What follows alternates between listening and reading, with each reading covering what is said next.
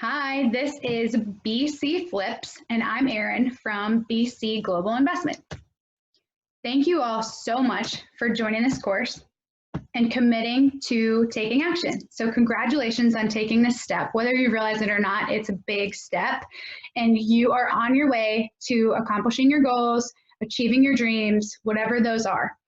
I just want to reiterate before we get started that just buying this course is not enough. You have to be ready to put in the work, you have to be ready to take action, and you have to be ready to commit to doing what you need to do to have a successful flip, okay? So that being said, get ready. We're gonna go through this. We're gonna be fast and furious, and you're gonna hopefully print this whole presentation out, get ready to take notes, and if at any point you have questions, issues, you're stuck, you need help, do not hesitate to reach out. My email is right there at the bottom of the screen. I'm here for you, whatever you need, okay?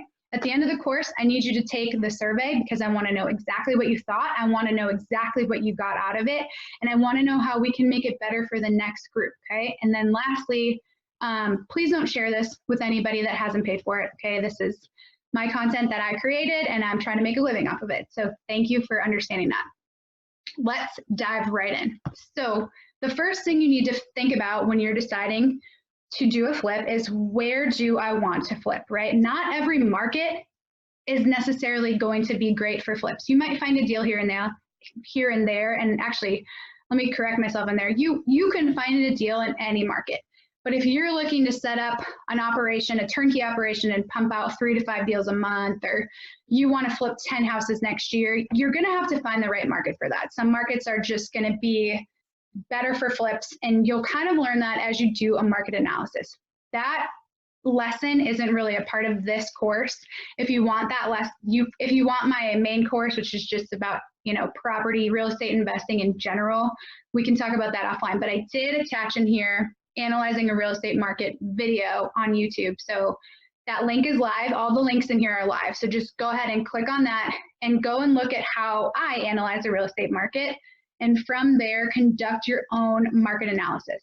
So you might find the right market right off the bat. You might not. You might have to analyze 3 different markets first before you figure it out, but get started on figuring out what that market is. I just happened to be really lucky. When I started real estate investing, I was living outside of Fort Campbell, Tennessee, and my town just happened to be a great place to do real estate, to invest, long-term holds, and then also right just a little bit south in Nashville is a great place to do flips. The market is just going up and up. People are moving there like crazy. There's a lot of gentrification happening. There's a lot of great deals.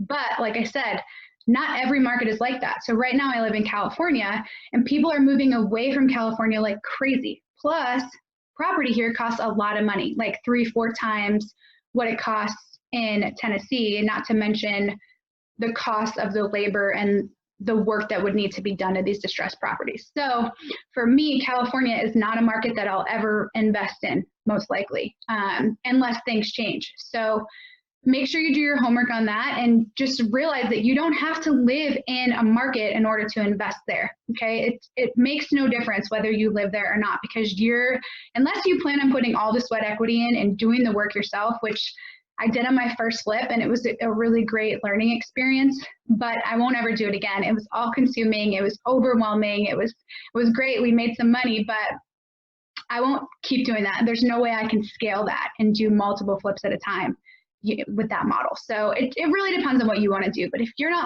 not the person who's going to be doing the work on the ground, ripping the floors out, installing the cabinets, all that stuff, then it doesn't matter where you choose to flip. So just keep that in mind. So once you've figured out your market analysis, you can start looking for specific deals in that market. Deals can come from all over the place. They can come from the MLS, the multiple listing service, which is just the active listings of properties that you can find on Zillow, Redfin, all those platforms. You may or may not find deals there. A better place to find distressed properties sometimes is Craigslist, different advertisements. Wholesalers will have them. Facebook a lot of time has FSBOs, or for sale by owners, that you might be able to get a great deal on. You might also be able to get seller financing, which is awesome, especially when it comes to a flip. Then word of mouth. I don't know if you guys ever see those signs on the side of the road that are like, we'll pay cash for your house. That's probably a wholesaler. And if you call that number, you can probably have a really good conversation with the person on the other end of the line, find out what they do, because I guarantee you they buy houses cash and they sell them or they flip them themselves. So that's a great place to start. Just start. The point is just start. Get out there, start looking for it, and you'll figure out where the deals are in your market and how to find them, and just get creative. And know that there might be some competition in a market, but keep this attitude of abundance, this mindset of abundance, and know that there are plenty of deals. So don't get discouraged when you feel like you can't find the deal. It's going to take you a little bit of time to have that access to the deals. When I first started, I didn't think I could ever find the deal. I mean, it took me like 6 months to find a property that I could flip, my first flip. And granted, I was pretty particular because I wanted something small, I wanted something inexpensive, and I wanted something that we could do ourselves. So I was pretty particular. It took me a long time. And that whole time I was like, I'm never going to find this property. Like, it's not out there. But now that I've been doing this for a little while now, I get probably almost a deal every single day. I'd say 3 to 5 deals in my inbox every week. Most of them I can't even take advantage of. So I have more deals than I could ever,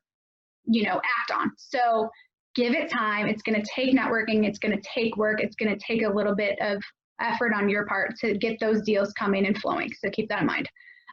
Don't make an offer on the first property. I'm not going to say that that could be a home run. And if you think it is, just bring it to me and I'll help you look at it. But you need to do your homework. You need to know what a good return looks like. You need to know what kind of financing people are getting in your market, what kind of numbers they're getting on their from their contractors. And the only way to know that is to look at more than one property, multiple properties. Okay, so the more you look at, the better an understanding that you're going to have on that particular market and on that particular property compared to other properties. So I hope that makes sense.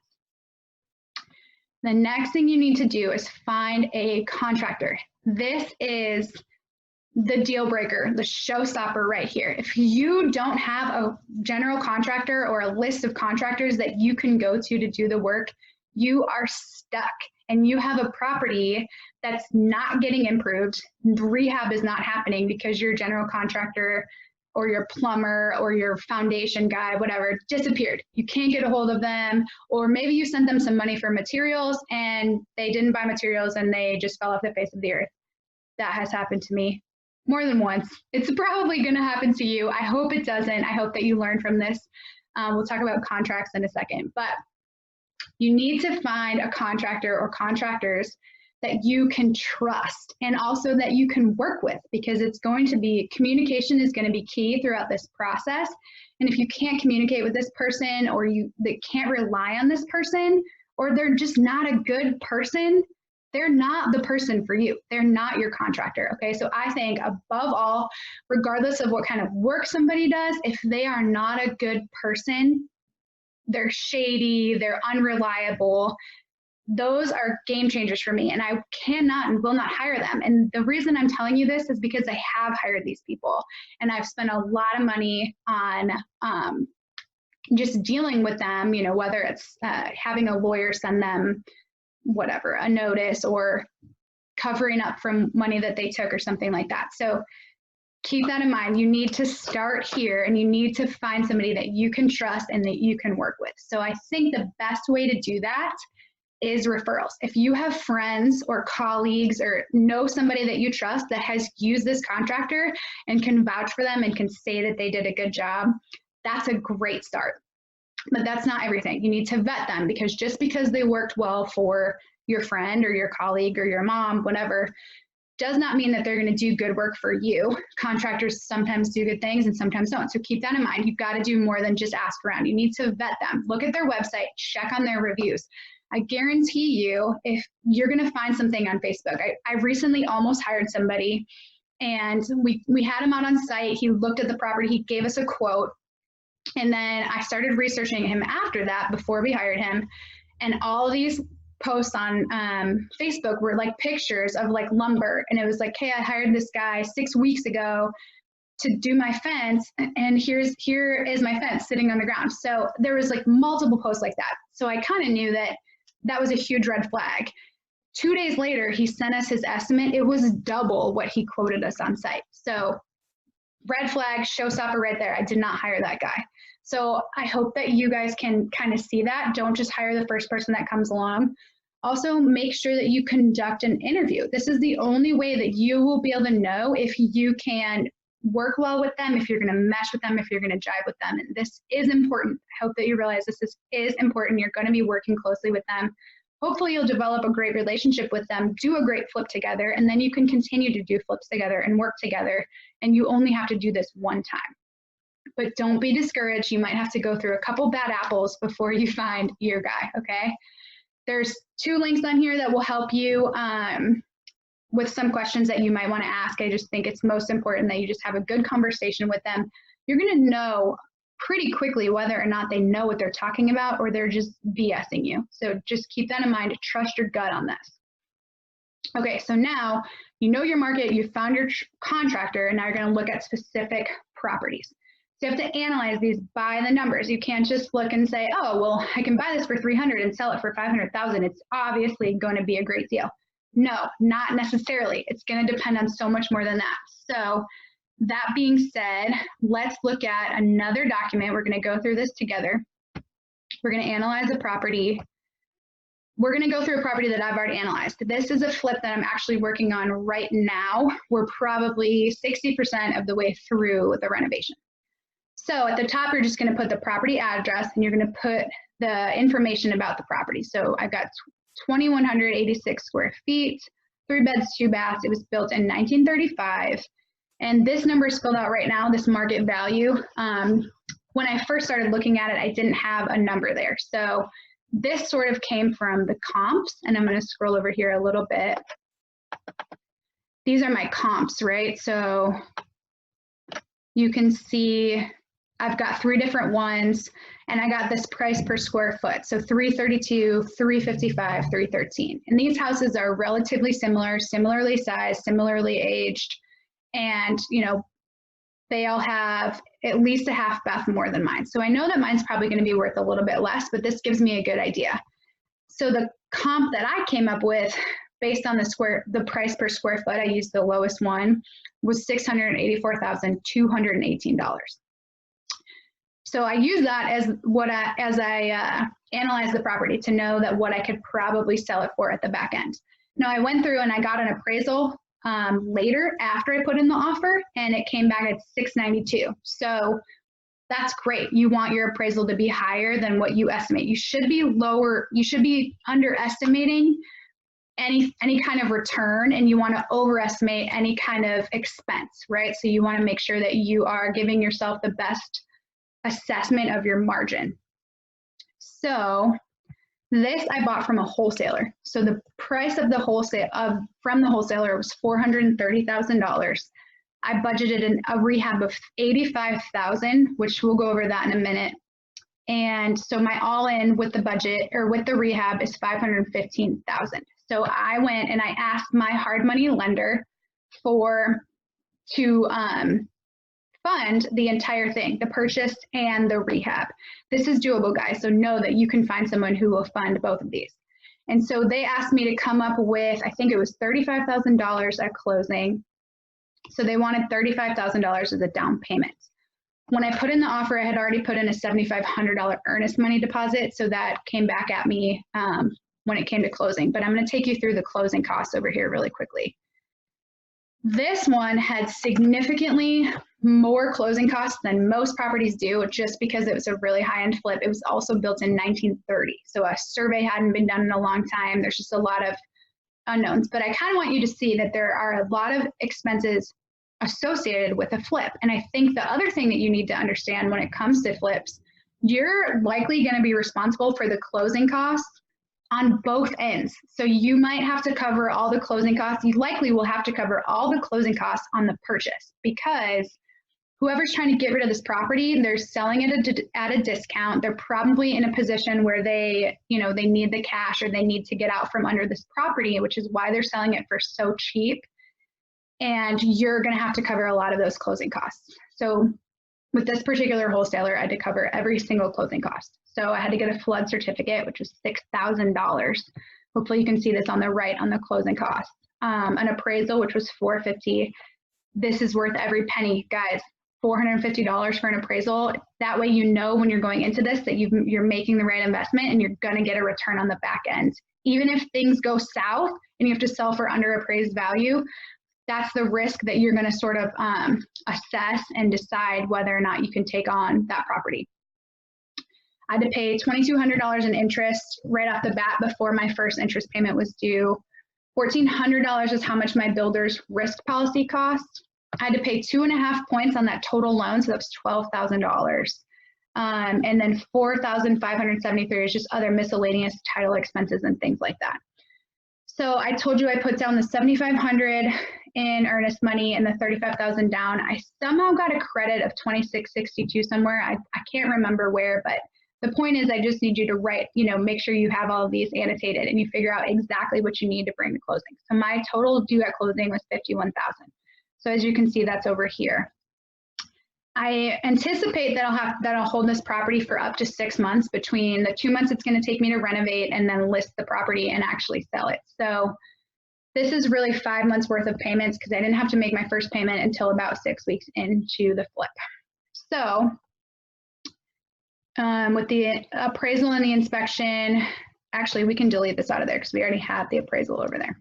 So our total cost to get into this property, $75,000, $472. This is a lot of money. I realize this is a lot of money, but note again the purchase price on this, $430,000. If you were looking at a purchase price of like $150 to $200, this is going to be closer to $20,000. $25,000 is probably a good estimate, but you'll see that as you play it out. So we're going to go down here. Like I said, the appraised value ended up being $692,000. I want to give myself a little bit of wiggle room, and I'm going to say we're going to sell it at $684,000, right? I have a real estate agent that will sell it for 2%. So I anticipate paying her 2% and then the buyer's agent 3%. So we're looking at 5% in commissions. So that we have to subtract $34,200 on that. I also always anticipate that I'm going to pay about 1.5% on closing costs just to have that buffer. Hopefully you won't have to pay any and that money just goes right back into your pocket. But if you do, it's always good to have that. So now our gross here is $639,540. I know I owe $480,000 on the loan. So to subtract that out, we're left with $159,540. I had an investor come in and give me $15,000 on this at 10% simple interest. So when I'm done, I have to pay him back $16,500. So I subtract that out. My project manager, who has agreed to take a percentage after we close, after we sell, she's going to get somewhere between $9,000 and $15,000 depending on how it goes. So I just have $12,000 built in here. So I subtract that out. Now I'm left with $131,040. Then you take out the 25% that you're going to probably have to pay in taxes, and I'm left with $98,240. So to me, I just put in $75,000, and then this is what I'm going to come home with. So I'm okay with that. I'm really happy with that. So now that you know that this is a good investment and you can move forward, you need to go out there and look at the property because you need to know where are you getting this $85,000 in rehab. You don't know, right? That has to be based on something. So I'm going to take you through really quickly one more document to help you with the rehab budget. And this is just an itemized budget. The lender that you use, if you use a hard money lender, he's probably going to give you an itemized rehab budget that you'll have to fill out. It's going to be on their standard, their document, and just kind of go through it. But I wanted to give you a good idea. So this document goes through and breaks down all the different items. And again, this is not all encompassing. Every property is going to be a little bit different. They might have all these, they might have less, they might have more. So keep that in mind.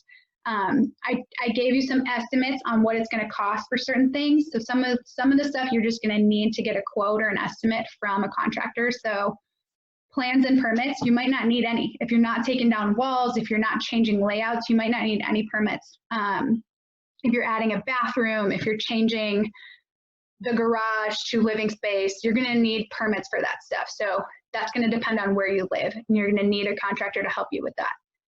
Dumpsters can be anywhere from 400 to 700 depending on the size of the dumpster and how long you rent it, and how it's also going to cost you to get it dumped. So keep that in mind. Demo is always different. Sometimes you'll come into a property that's just destroyed, and demo is going to cost a little bit more than a property that's pretty clean and won't take a lot to kind of get the rehab going. Foundation, you really just need to get an estimate on that. I can't really tell you how much that's going to cost because it depends on what the issue is. It depends on the slab. It depends on everything. It depends on that property specifically. When it comes to a roof, you can estimate anywhere from $4,000 to $6,000. Siding, $2,000 to $3,000. If you have termite damage, you're looking at another $3,000. Windows, I would count $250 per window, $100 for every interior door, $300 for every exterior door. Paint, exterior paint is probably going to be $1,500 to $3,000. Interior paint is probably going to be $3,000. If you have high ceilings, add $1,000. If you have to remove the wallpaper, add another $1,000. So you can go through this. I have just some notes in here to help you a little bit with these estimations.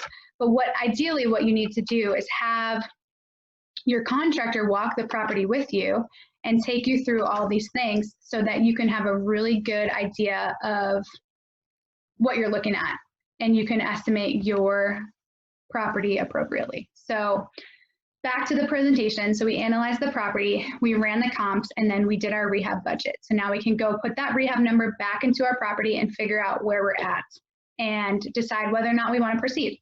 So let's just say we know for sure that it's a good property and we want to make an offer.